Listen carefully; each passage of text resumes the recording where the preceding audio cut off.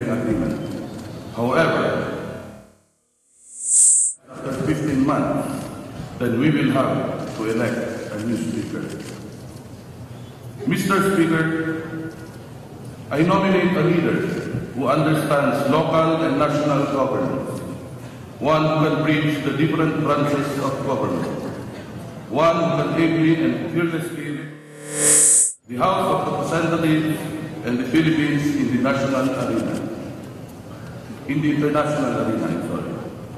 Mr. Speaker, I nominate a gentleman from the district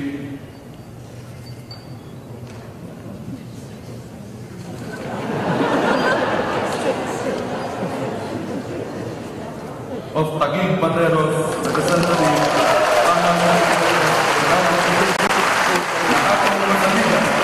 na magpadayon sa programa ng kinahanglanon ni Presidente Rudy Duterte. Daghang salamat.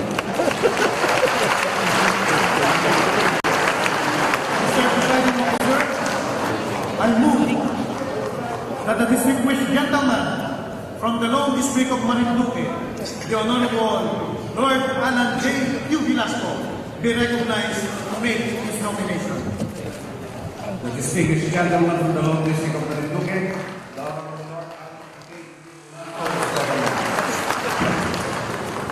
Thank you, Mr. Presiding Officer. Magandang umaga sa ating mga minamahal, mga kapwa mamabata sa ating mga kasama sa Kongreso at sa bayan ng Pilipino. Naniniwala po ako na sa pagkakaisa ay makakapagtanto natin ang progreso para sa bayan.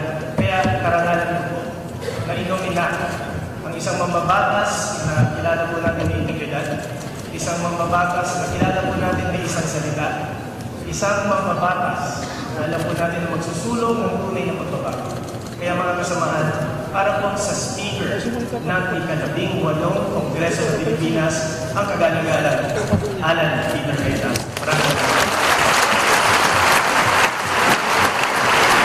Mr. Presiding Officer, I move that the distinguished gentleman from the 1st District of Leyte, the Honorable Ferdinand Martin G. Romualdez, be recognized to make his nomination. The distinguished gentleman from the 1st District of Leyte, the Honorable Ferdinand Martin Romualdez is recognized. Mr. Presiding Officer, I hereby nominate Alan Peter Cayetano for Speaker of the 18th Congress of the Philippines.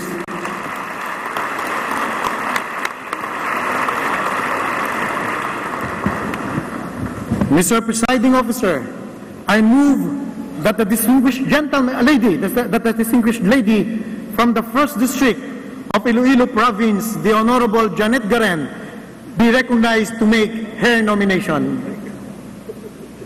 The lady from Iloilo is recognized.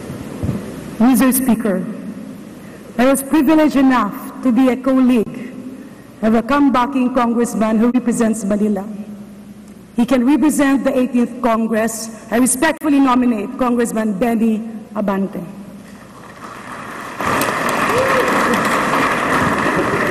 Mr. Presiding Officer, I move that the distinguished gentleman from the Ako Bicol Party List, the Honorable Alfredo Pido Garbin, be recognized to make his nomination.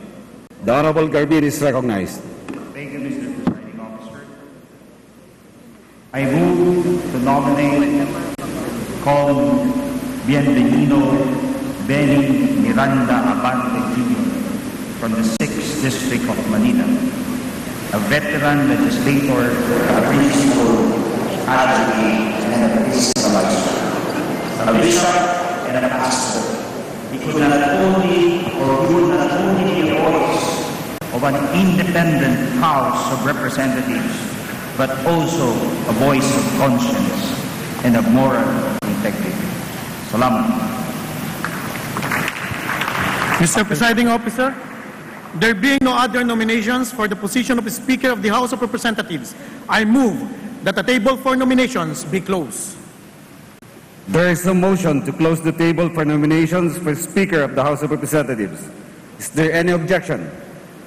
The Chair hears none. The motion is carried. Mr. Presiding Officer, I move that we now proceed with the election of the Speaker of the House of Representatives. There is a motion to proceed to the election of the Speaker of the House of Representatives. Is there any objection? The Chair hears none. The election of Speaker is now in order. The Deputy Secretary General for Operations will now call the roll of members. May we request every member to state the name of the candidate he or she is voting for as Speaker of the House of Representatives upon being called. Roll call of members voting for the position of Speaker of the House of Representatives. Honorable Representatives, Abante.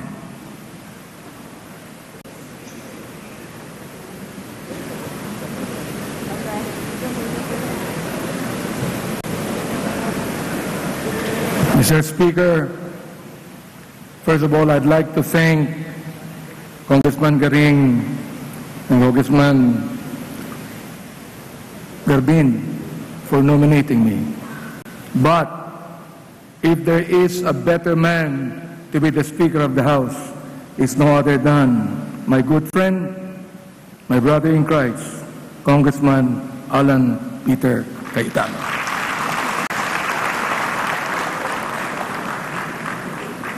Abaya.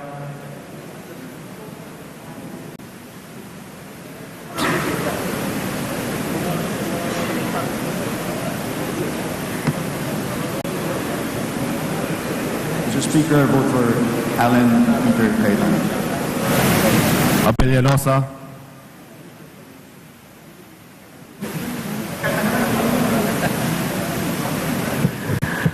Mr. Presiding Officer,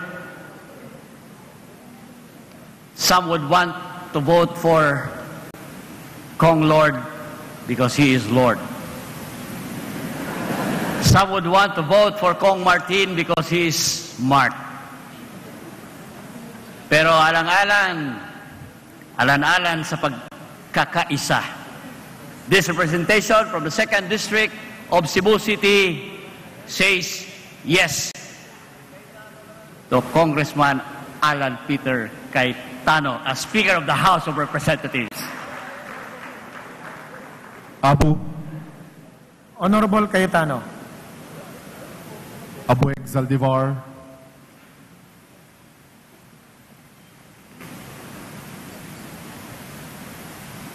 Sir Presiding Officer, I vote for Speaker Alan Peter Cayetano. Abunda.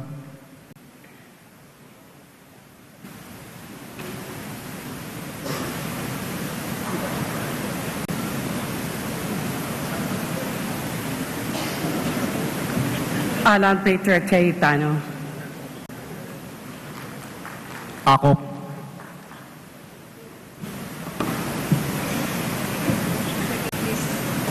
Second District of Antipolo will vote for Alan Peter Cayetano.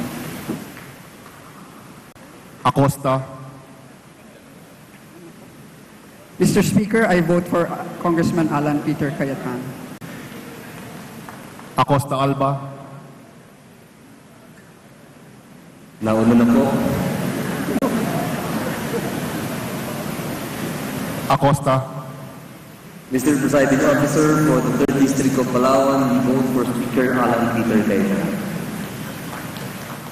Adyong. Cayetano. Advincula.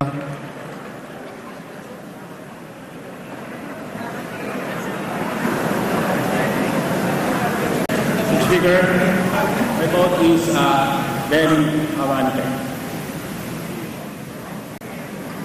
Agabas.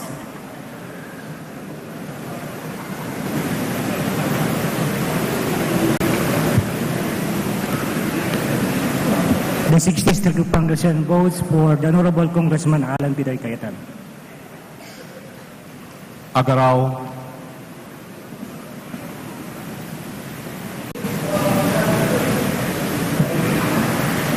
Congressman Alan Peter Cayetano. Aglipay.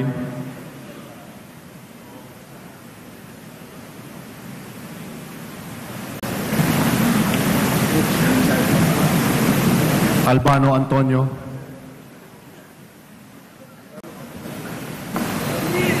Test vote. Just in case. Mr. Presiding Officer, the 1st District of Isabela is honored to, of course, vote, including my father, who is LPJMA party list later on because he's in a wheelchair and he has no voice, 2 votes for Speaker Alan Peter Cayetano.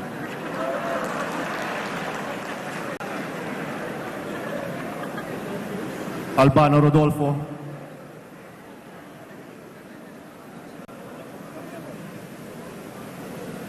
Almario.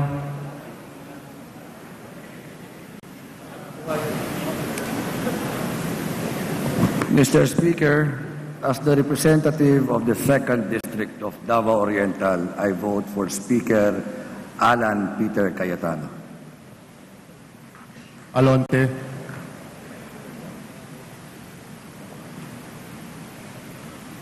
Mr. Presiding Officer, the representative of the Lone District of Binian votes for Alan Peter Cayetano. Alvarez Franz.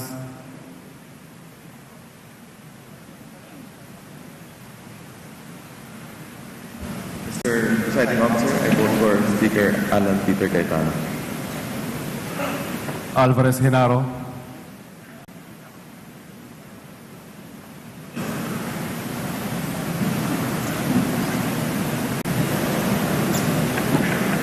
Mr. Speaker, I'm voting for Alan Peter Cayetano. Alvarez Pantaleon.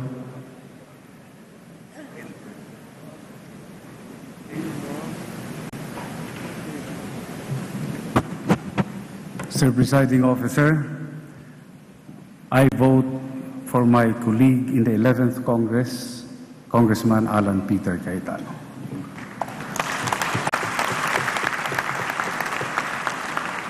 Amante Matba.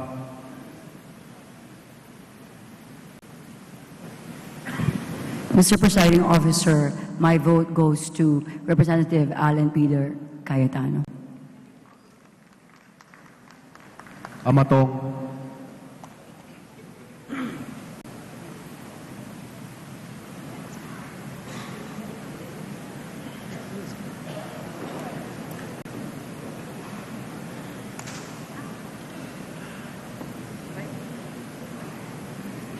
Mr. Speaker, I vote for Congressman